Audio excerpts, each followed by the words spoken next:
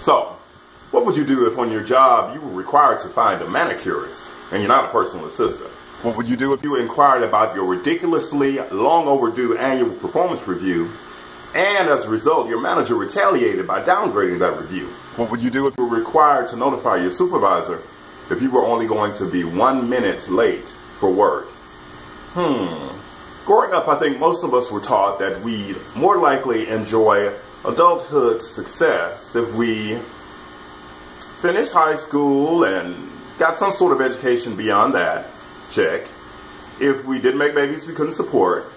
Check. If we always worked hard and with precision. Check.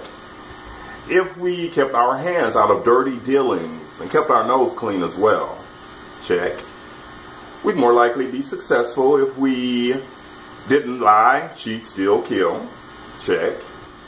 If we would, of course, use our fork correctly, say please, excuse me, and thank you when appropriate, and very cautiously use double negatives. Check. And we'd also more likely be successful if we weren't total douchebags. We're generally kind to people and just treated folks the way we want to be treated. Check. Well, there's this one hashtag I wasn't told about. Must kiss lily white ass. Must kiss lily white ass. Must kiss lily white ass. And as I've aged, it's become glaringly apparent, painfully so, that that's a crucial requirement for success. No checking.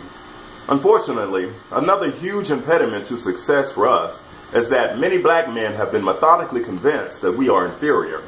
We may only have marginal value if we're really proficient with, let's say, a ball, a microphone, or with our BB microphone. Our BB microphone.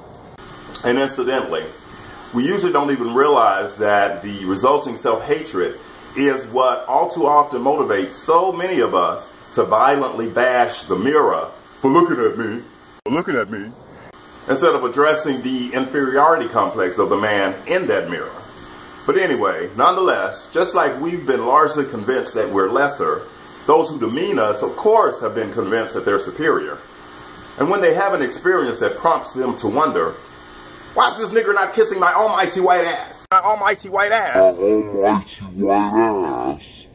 They then often pronounce with their actions that this blackie's got to go. That blackie's got to go. We of course see this quite frequently with the popo who feel threatened by non-compliant or fleeing blacks.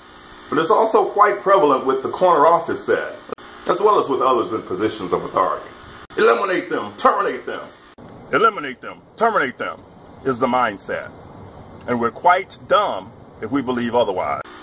So, again, what would you do if the testimony of someone you accuse of a crime was thoroughly proven to be false, yet they're not held even slightly accountable for their lies? What would you do if you worked for a sadistic, sociopathic big old queen that had the nerve to require that you be the one to see a shrink?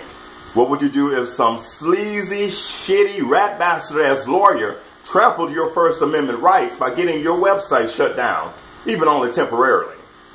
Well, in part, this is what I do. B-I-G-O-T-S! City National Bank's got the best! The bank is on fire, cause cross-burning thug City National hires Satan, Lucifer, evil lying fiend, and City National Bank, they're all the same thing. Users, abusers, harassers they are. City National Bank, the most sickening by far. To lazy, drunk, or horny whites, City National Bank says okay. But to blacks who stand up for their rights, City National says no way. Rinse and repeat, racist motherfuckers.